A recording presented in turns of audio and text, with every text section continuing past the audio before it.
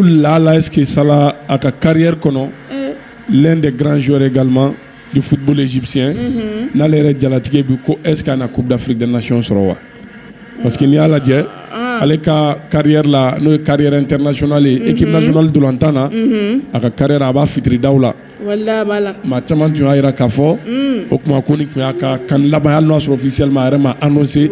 Ma famille Riyad Mahrez allait à ta annoncé. On a ko Salah. Il a kan jelen kofe. Ko est-ce que kan were allait na yo kenagan jango kafo ko abita au final la wanga d'action na je. Maroc allait venir na du temps ko na tashi. Pour l'entendre bas de l'Afrique, Afrique football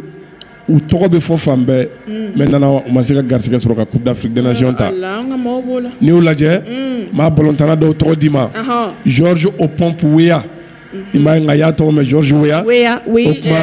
minga président Libéria effectivement il va donter avec le ballon d'or en 1995 ngani la je okma George Weah Coupe d'Afrique Nation et Keneka ale ma dore fait quelques matchs de qualification kada ale ga équipe yera qualifier le ali tia kana Coupe d'Afrique Keneka George Opompouya quelques matchs de qualification okma Libéria ale ka wati o Libéria to yera kunte fo Coupe d'Afrique volontaire on atteint au quoi fait Didier Drogba Yves Tebili Désiré Côte d'Ivoire 2 fois meilleur joueur africain de l'année. Oui. Au Kmaye, au Djonjonta, la Ligue des champions de l'UEFA. Nana Didier Drogba, avec Malher Fenakrami, avec Canflabe final Tangoui. 2006 Égypte, en 2012 au Gabon Guinée équatoriale malheureusement Didier Drogba a eu retraite en 2000 Nyanouka 2015 Taliche ou a sur aller à retraite internationale ta. Alors ta Sami au de confédération Kanmin Daroka ya trouvé Willy qui donne au Michael Essien Ghana Fanfare légende de Chelsea au coffre à titre chaman sur en Angleterre au Kma allait connaître demi-finale avec le Ghana 2008 à domicile 2012 le demi-finale est retangoué na Mali ayra uti joro sabanangoina o kera joro nanina o Kma Coupe d'Afrique ale fena baye mawbulude ayayi mawbulu na awa mamine au coffre Emmanuel Adebayor Cheia Togo Ballon d'Or africain 2008 ale koni Togo deme bolontana kosobe o yera tara Coupe du Monde kene gangoyi ngama fie Adebayor nana o kuma ale fana maseka ni jonjon ya maseko soro Maduruna El Hadji Diouf Sénégal a fait le meilleur joueur africain de l'année chez Flagoy. Arrêt final perdu Bamako au Kma 2002 Cameroun au Nyakoro. El Hadji Diouf au Kma aye Odon aye Cameroun jonjon bubulo ka korota anige amne na masekata o Kma otemenen ko fa alibi mawka famal bi volontaire mi fu ani fulaya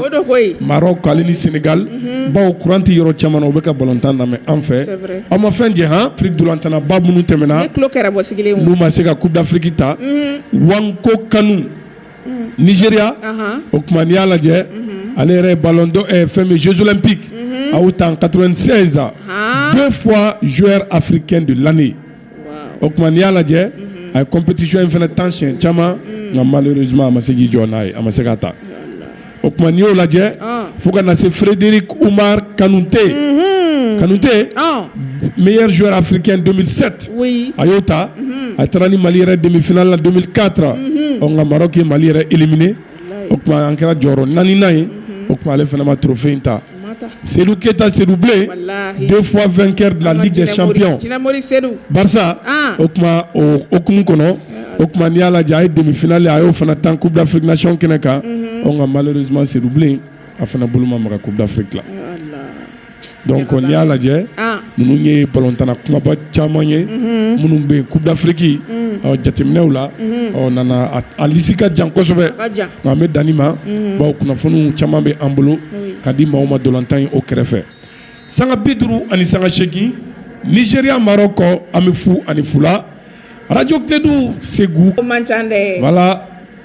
oui ballon wuli en 2004 Tunisie fena ke ale raka kan folo taw senfe Maroc ba fe ko lula digi Côte d'Ivoire ya ke salu effectivement Côte d'Ivoire ya ke sisan sa olu fana bolo ko laada don o tɛ kɛ yan e kana dimi sa ballon taara bara an bɛna kɛnɛ kan